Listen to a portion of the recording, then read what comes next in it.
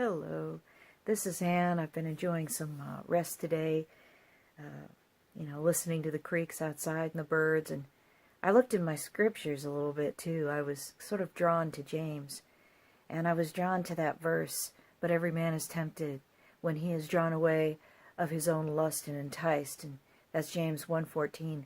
And, why would I be looking at that? Well, it's because I've been watching on the news about all of these really difficult situations and all this division in our country right now. And people that believe with all their heart that they're representing great causes, and in some respects they have something good to say, but there's so much hatred that has gotten mixed into everything.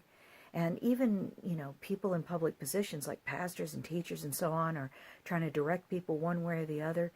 And, it all goes on, right? But what do we need to do as those who follow the Spirit of God, as those who want to walk by the leading of the living Word inside of us, by grace inside of us? What are we supposed to do? Well, first of all, it takes a tremendous amount of wisdom in addition to knowledge in order to know how to respond instead of just react. The old man loves to react, and that takes us back to James's comment about lust.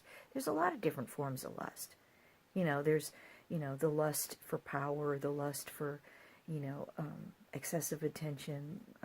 All kinds of old man characteristics can fall into the category of lust. And sometimes, when we're kind of impulsive in our immediate reactions to situations out there, we fall on these lusts, because we still want to be right in a debate and this kind of thing, and we just find ourselves drawn in. But, debate is considered to be a sin, and I don't use the word sin too often from the standpoint that I believe that the answer to darkness is just flip on the light, right? So I try to keep people focused on the solution instead of the pollution, but I am going to refer to sin as error of our ways.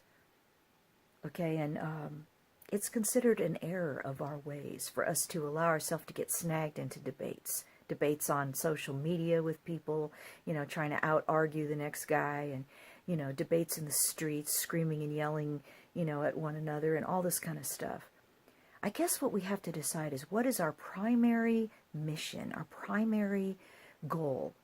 And my primary goal is to see this spiritual process through and try to use the methods that have been given to us, which are to walk in mercy and hold to grace. And I do believe that that can give us the wisdom to know how to respond, kind of like Jesus did when the Pharisees used to chase him down and ask him questions. Oh my gosh, they would come up with some real doozies, to try to, maybe create a gotcha moment or something. But he would seek godly wisdom and come up with these memorable, wonderful one-liners, or small paragraphs, that just kind of blew everybody away and continued to guide us today. Well, we can do that because we have that same Spirit inside of us. So I just want to encourage people, okay, so it's real troublesome out there. And okay, so there might be people at work or in our families or even in our churches that, get all caught up in all this stuff. And yeah, we do have to study the issues and learn and come to some decisions so we know how to vote or what causes that might take us to the street. But whatever we do, we don't want to hit the street with hate. Absolutely not.